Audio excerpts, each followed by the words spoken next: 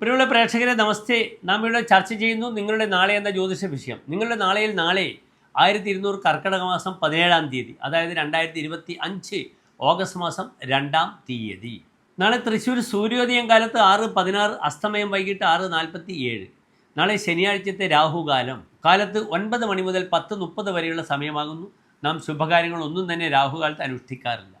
നാളത്തെ നക്ഷത്രം വിശാഖം നക്ഷത്രമാകുന്നു. ശുഭകാര്യങ്ങൾക്കൊക്കെ നാം സ്വീകരിക്കുന്ന നക്ഷത്രമാകുന്നു വിശാഖം നക്ഷത്രം. നാളെ കാലത്ത് 7:30 വരെ വെളുത്തപക്ഷത്തിലെ അഷ്ടമി തിഥിയും 7:30 കഴിഞ്ഞാൽ പിന്നെ നവമി തിഥിയുമാകുന്നു.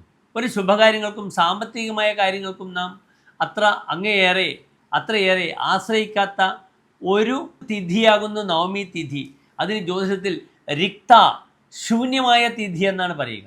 ശൂന്യമായ തിഥികൾ ജ്യോതിഷത്തിൽ ചതുർത്ഥി 4-ാമത്തത്, നവമി 9-ാമത്തത്, ചതുർദശി 14-ാമത്തെ തിഥി. ഈ 3 തിഥികൾക്ക് ബലമില്ല, ശൂന്യമായ തിഥിയാണ്. അതിനാൽ ഈ ശൂന്യമായ തിഥികൾ അത് വെളുത്തപക്ഷത്തിലേതായാലും കറുത്തപക്ഷത്തിലേതായാലും നാം സ്വീകരിക്കാറില്ല. പക്ഷേ വെളുത്തപക്ഷത്തിലെ നവമി വളരെ വിശേഷപ്പെട്ടതാണ്. ദുർഗാഷ്ടമി കഴിഞ്ഞാൽ പിന്നെ നവമി, ദശമി അടുത്ത മാസം വരികയാണ്. കന്നിമാസത്തിൽ 2-ാം മാസം കന്നിമാസത്തിൽ വരികയാണ് അല്ലേ. അഷ്ടമി, നവമി, ദശമി, സ്വർഗപുത്രി, നവരാത്രി എന്ന പ്രധാനപ്പെട്ട ഗാനങ്ങളുണ്ട്. നവമി 9-ാമത്തെ എന്ന അർത്ഥമാണ്. നവം എന്നാൽ 9-ആണ്. നവരാത്രി, നവദുർഗ, നവദേവി, ഇങ്ങനെ നവം എന്ന സംഖ്യക്ക് വളരെയധികം പ്രത്യേകതകളുണ്ട്. 9 അതിശക്തമായ ഒരു നമ്പറാകുന്നു ചൈനീസ് വാസ്തുവിൽ, ചൈനീസ് ഫെങ്ഷുവിൽ. അത് വളരെയധികം പവർഫുള്ളായ നമ്പറാണ്. അപ്രകാരം ന്യൂമറോളജി 9 വളരെ ഗുണമാണ്. 9 ന്യൂമറോളജിയിൽ ചൊവ്വയാണ് അതിനെ ഭരിക്കുന്നത്.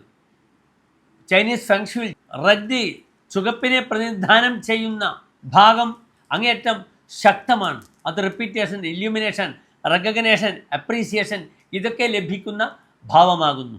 അതിനാൽ നാളത്തെ വിശാഖ നക്ഷത്രം നല്ലതാണ്.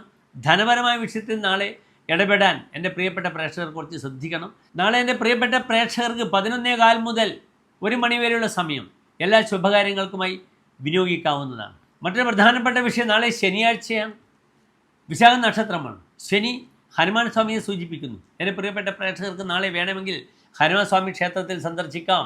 അവിടെ ശ്രീരാമസ്വാമിക്ക് അല്ലെങ്കിൽ വിഷ്ണു സ്വാമിക്ക് പാൽപ്പായസം, തുളസിമാല വഴിപാടായി സമർപ്പിക്കാവുന്നതാണ്.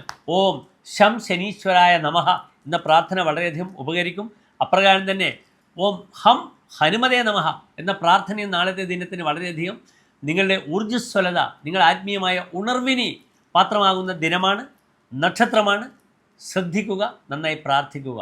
തുളസിമാല, പാൽപ്പായസം, ഭഗവാനി വഴിപാട്. നമസ്തേ.